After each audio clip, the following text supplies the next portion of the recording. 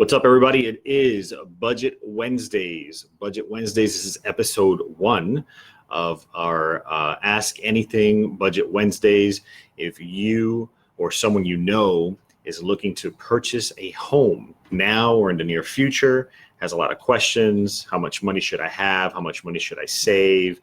Maybe feel like they're struggling in the whole money budgeting, saving habits area. These episodes might be useful for them. So please like, comment, share, ask anything, guys. Today's theme is really based on, if you've read the subject line, it's how do I prioritize savings for a house while still paying down debt? And if you're like many people that I've spoken to, many people that I know who has a lot of debt, but wants to buy a house, the very first thing they think of is, well, how much money do I need? How much money do I need to save? And how do I save when I still have credit cards, when I still have, car loans, when I still have other monthly obligations? How can I save for, say, down payment, or how can I save for closing costs? So I'm going to wait for a couple more people to join in. In the meantime, if you can hear me and you can give me a thumbs up, or you can drop a comment and just let me know, I can hear you, that'd be great. And if you have any questions, please don't hesitate in asking. Drop a comment below. This segment is really going to be based on budgeting and how can you budget? How can you separate some money, some cash, and have a savings, a small nest egg, if you will, for the purposes of purchasing your home.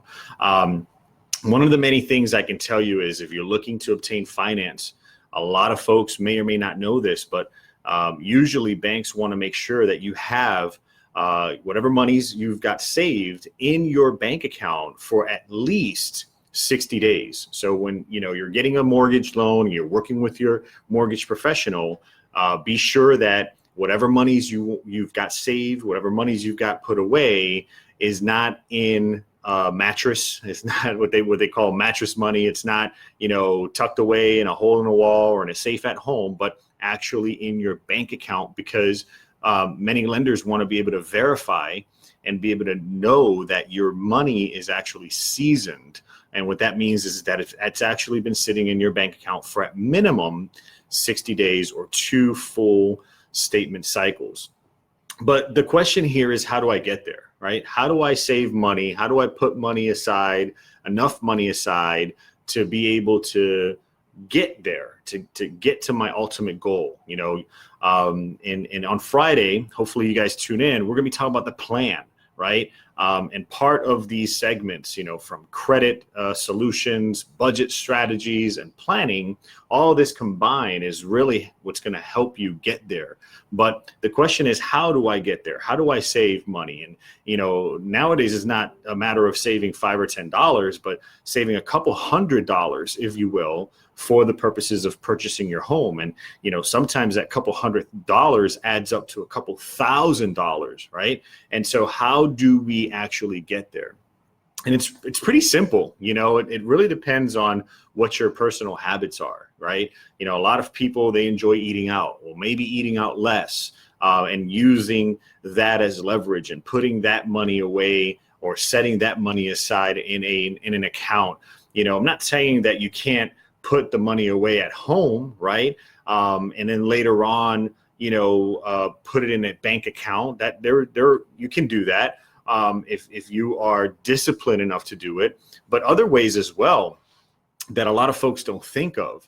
And if you are like many people who haven't explored this option, maybe considering a retirement savings account. If you're working and your employer has an employer sponsored savings account, and separating some of that money from each paycheck, and putting some of that money away in an employer sponsored savings account, whether that be an IRA, whether that be a 401k, but having a particular amount taken out from your paycheck, because you don't see that. It's almost like taxes, right? We don't have an option to say, no, I don't want tax money to come out of my paycheck, right? That's automatic. It automatically comes out of your paycheck every week or every 2 weeks or however often you get paid. So having your employer take out a small percentage of every paycheck and putting it into a 401k, what a lot of people don't know is that many employee or employer sponsored savings accounts or employer sponsored 401k plans, and you may want to talk to your 401k specialist about this, or the brokerage that handles your 401k about this, is a lot of times you can use that 401k money for your down payment if you're planning on purchasing a home, or for your closing costs if you're planning on purchasing a home. So just imagine if you've been saving money over the course of the last 5 years. Not only have you had money coming out of your check every week or every 2 weeks for the last 60 months, 5 years, but you're also vested in your employer's retirement account, right? So, whatever they may have been contributing, because it's not just your contributions, it's also your employer's contributions, whatever you guys have combined, put together as a contribution in that 401k can now be taken out, or a portion of that can be taken out to be used towards down payment or combined down payment and closing costs. So these are just some tips that a lot of you may or may not be aware of. Maybe someone had spoken to you about it before, but didn't really shed enough light, or maybe not enough clarity behind how that works. Hey, listen, drop a comment below, give us a call. We'll be more than glad in helping you out. Click on the link to our website, and I will personally reach out to you, and I can guide you and give you some more insight. But putting money aside is not as hard as many people might think. It's just a matter of discipline. It really depends on how strict you are with yourself, with your habits, with what you might be doing with your expenses. Maybe not, like I mentioned earlier, not going out as much as maybe you would normally go out, or maybe not spend so much money on miscellaneous items that may not be needed as much. Buying a home is a very serious thing, and everyone's dream really is to have ownership of their own something, right? And so while renting can become exhausting, can become expensive, right? Well, then use that as leverage, use that as ammunition, use that as maybe some sort of motivation to help you save. Sometimes it's not even a matter of spending money on areas that you shouldn't, or buying less things and altering your lifestyle. It's just a matter of motivation. So find what pushes you, what motivates you. I want to stop renting. I want to own a house, right? Well, I'm going to work towards that. It's almost like going to the gym, right? What would motivate you to go to the gym every single day? I can give you a personal example myself, right? I have a membership I've been paying for a while, and I hadn't been going, right? Imagine if I were putting that money away in a savings account. When I look back over the course of a year, I'm going, wow, look how much money I've invested into this gym membership, and I haven't even used it, right? Things like that. It's just you become you strict on doing something. And so my motivation to actually go to the gym wasn't just the fact that I was spending money and not going to the gym, but I have a little guy who we take to karate, and I see him, man, he's small, he doesn't give up, he pushes, he doesn't complain, he hustles, and I'm going, dude, I'm an old guy, I'm sitting here, and I can't even do as many push-ups as my little guy, right? And I'm seeing him, and I use that as ammunition, I use that as a motivation, right? So what is your motivation to get out of that apartment? What is your motivation to save some extra money, put some extra money aside, use that as leverage, use that as ammunition. Sometimes it's something as simple as that. When you look back a year, you go, wow, I've got an extra $5,000 that I've put away, and I barely even thought about it because I've been so focused on, doing other things and motivated on purchasing my home. Okay. So how do you prioritize savings for a house while still paying down debt? Well, it's just a matter of really self-motivation. It's a matter of self-discipline. It's a matter of you making, some that your focal point, whether it's a small amount, $100, $150 out of every paycheck. And for some people, $100, $150, that might be a lot of money. But when you start looking at where you're spending money at and where you can spend less money at or on, $100 might be just a fraction of what a lot might seem to you. Okay. So saving for a down payment, saving for closing costs is critical. Again, I would encourage you to speak with your employer. I would encourage you to invest money into yourself, maybe invest money into a 401k. Hey, open enrollment is coming in soon. We're in the month of October. Usually during this time of year, employers start opening their health benefit enrollment time, right? Listen, everybody needs health insurance. Everybody needs dental insurance. Everybody needs vision insurance. Everybody, I think, should get life insurance, for crying out loud. And everybody should invest into themselves when it comes to a retirement account, such as an IRA, 401k, Roth. Speak to your banker, speak to your employer, take advantage of open enrollment, and maybe open up a small 401k. I promise you it pays off. I'll give you another short testimony. I had a client who did that. They worked for a financial institution for several years, and they didn't really understand how retirement savings really work. They didn't really understand what, they were actually frustrated, to be honest, because they were electing 3% of their paycheck to go in to a 401k plan. And for them, 3% was a lot of money. And they were like, dude, I'm planning on closing this thing out. It's a lot of money that's coming out of my check. And when I sat down with him, I says, listen, man, it may be a lot of money coming out of your check, but it becomes a lot more money when that specific time in your life comes around and you look back and say, dude, I'm glad I had this savings, this little nest egg, this little emergency fund, or I'm glad I actually invested that 3%, 7, 8 years ago into this retirement account, because not only was my 3% in there, but the 100% match from my employer went in there. So an actual 6% total contribution has been deposited into my account over the course of the last 6, 7 years. And now I've got $18,000 to be able to purchase my own home. Guys, it's not that hard. Again, it's a matter of discipline. It's a matter of, being able to change certain habits, okay, and start investing back into yourself. Yeah, we all have debt. And if you don't have debt, that's great, but we all have expenses, right? We have light, we have water, we have rent, we have car insurance, we have cable or internet, we have cell phone. Everybody has a cell phone. Name me one person in this country that may not have a cell phone bill, right? We all have some sort of expense, but it's a matter of also being able to see or distinguish the difference between a want and a need, right? Do I really need to pay this much in internet? No, I want to because I'm a gamer. Do I really need to purchase another, video game? No, I don't really need to. I want it. So being able to discriminate between your wants, your needs, and being able to create a habit and self-discipline on your savings is really how you can prioritize a savings while still paying debt. Okay.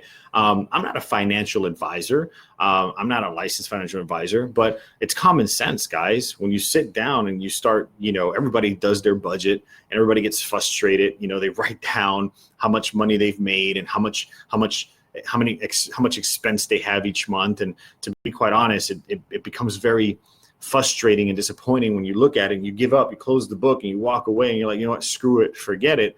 But at the end of the day, if we actually focused on what was most important and we gave ourselves that motivation, we used that ammunition, we found what would drive us so that we can go on ahead and save money to purchase that home. I'm tired of renting. I want to own my own home. I'm tired of renting. Well, listen, at the end of the day, use that as ammunition, use that as leverage to push you towards savings. I promise you, I can almost guarantee you that if you start it today, don't wait till tomorrow, don't wait for a year from now. I had this old saying from an old post that I had up several years ago. I says, a year from now, you'll look back and wish you had started then. A year from now, you'll look back and wish you had started then. Why? Because so many things have passed by, so many things have changed, so many things have happened. And if you had just put $100 away every week or every 2 weeks, listen, when I was a banker, I used to tell folks all the time, listen, open up a savings account and out of every check, do a direct deposit. And people that get paid weekly, right? 52 weeks, deposit a dollar from your check every week. That's $52 at the end of the year. And a lot of people would sit back and say, what's $52? That doesn't make sense. Why would I want to do that? Well, because how many times have you actually sat back and said, man, I wish I had an extra couple bucks to spend or to buy or to go out to something as simple as maybe FunSpot, where it's free to go in. A lot of people don't know that. And this isn't being endorsed or sponsored by FunSpot, but I just bring that up. Place that's free to go in, to just walk around, not even get on a ride, but you don't, because you don't have that extra 50 bucks to at least enjoy yourself, So discipline, self-motivation, changing your habits is really what's going to help you to prioritize your savings plan. Okay. I had a question from someone who asked me the other day. They says, budgeting,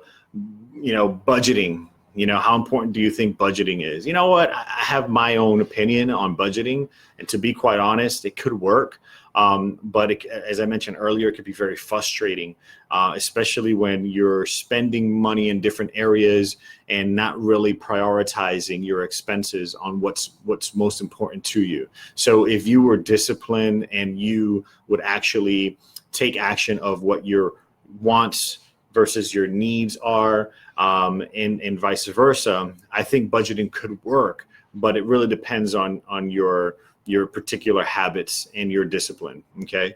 I had another client who asked me, how much money should I save? I want to buy a house. How much money should I save? And how do I calculate that savings? So a lot of times, and if you're new to home buying, or even if you're not, if you're new to home buying today versus maybe 7 or 8 years ago, you're new to home buying because home buying has changed.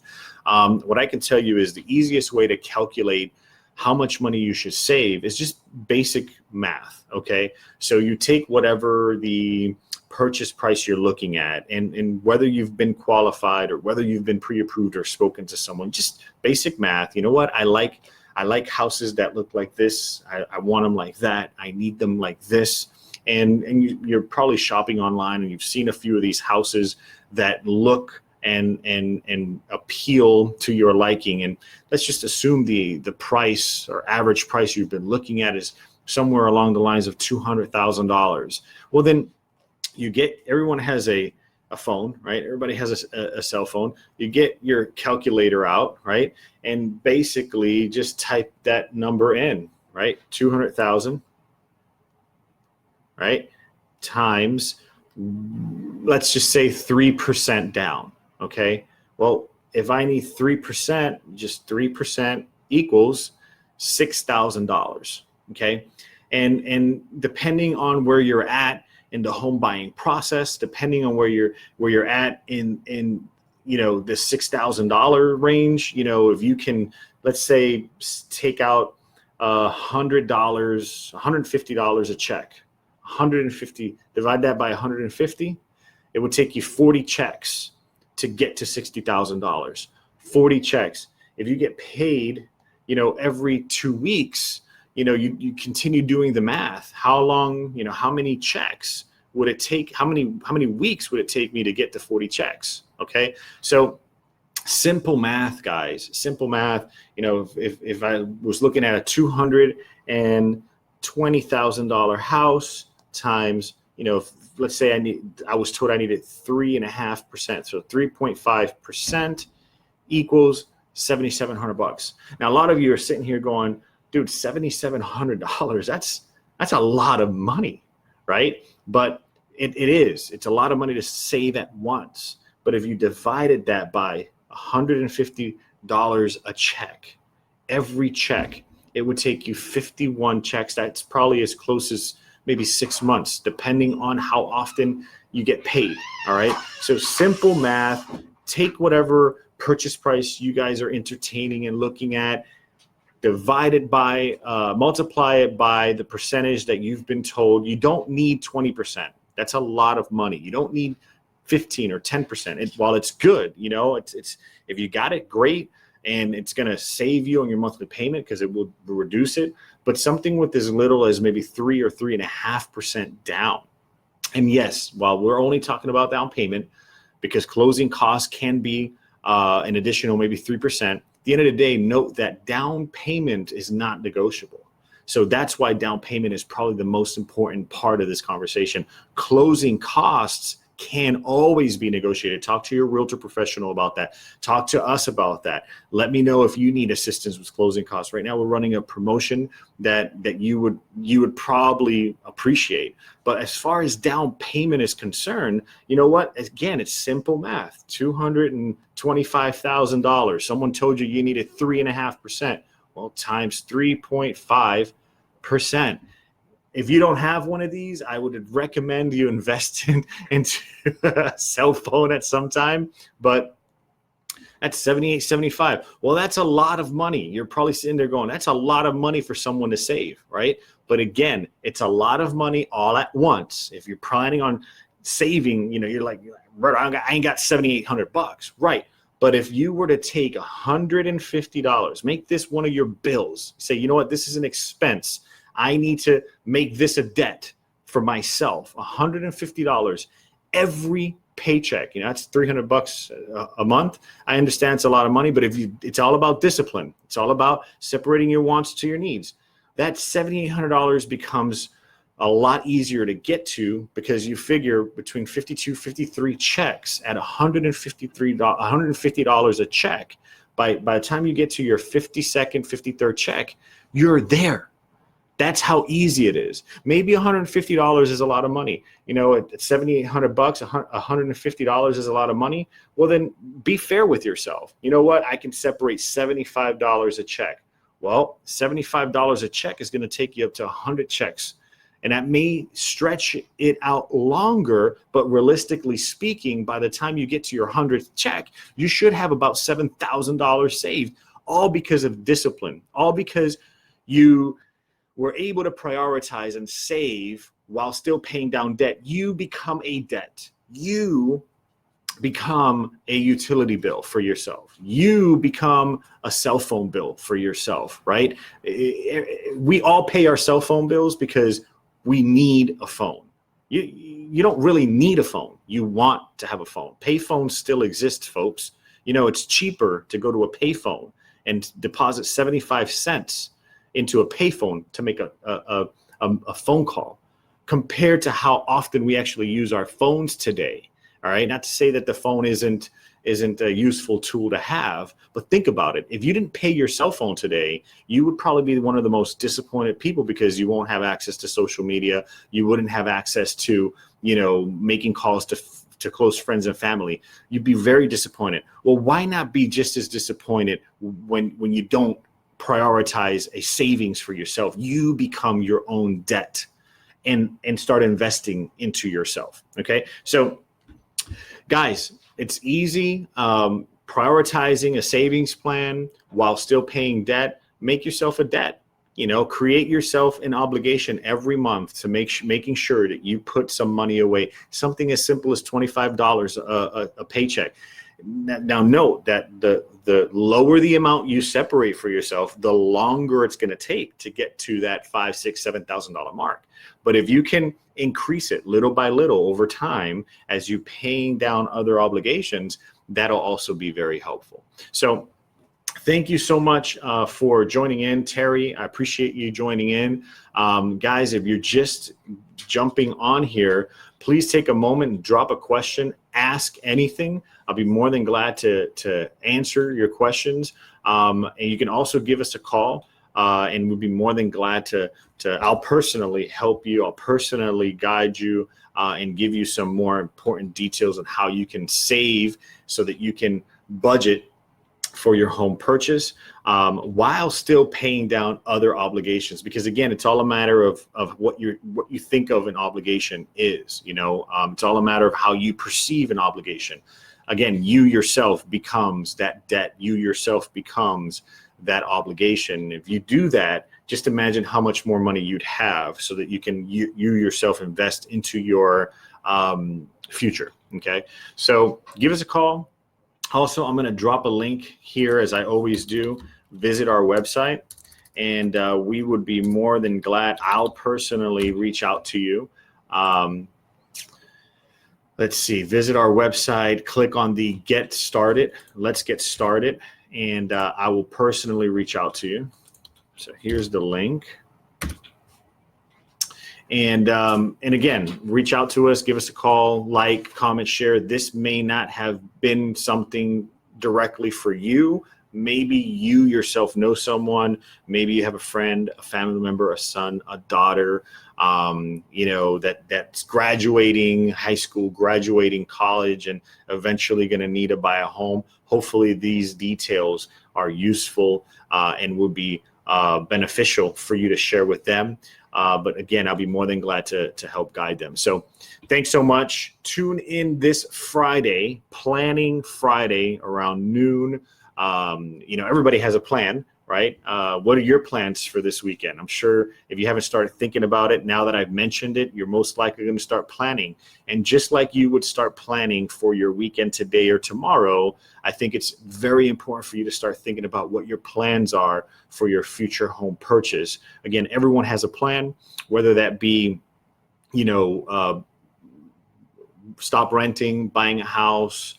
Well, how long is it going to take you to get there, right? What's your plan behind that? As I mentioned in a previous video, a plan without a purpose is meaningless, and a plan without action has no purpose. So we want to make sure that we plan diligently and we know exactly which direction we need to go. So tune in on Friday afternoon. I'll be talking about the plan, and then we'll probably be putting the plan, the budgeting, and the credit strategies all together so that way you have a full understanding as to how you should prepare yourself for your future home purchase. Looking forward in answering a lot more of your questions. Looking forward in helping you guys out with your future home loan, and looking forward to hearing from you soon. Thanks so much, and we'll talk soon. God bless.